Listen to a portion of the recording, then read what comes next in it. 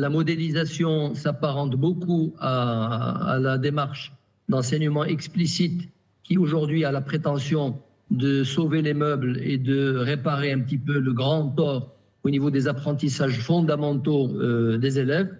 Mais cette modélisation, figurez-vous qu'elle continue jusqu'au niveau supérieur, puisque la réforme des curricula du secondaire n'a pas été faite depuis longtemps. La dernière réforme du baccalauréat, c'était en l'an 2000.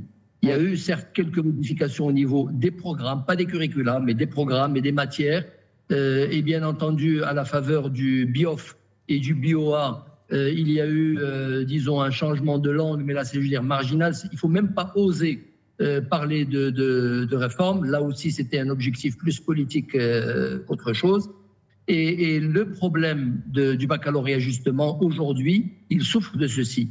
Il souffre qu'il est modélisé, qu'il a péché par excès de bachotage. Commençons par la fin du process, qui est l'évaluation. Au niveau de l'évaluation est caricaturalement sommative.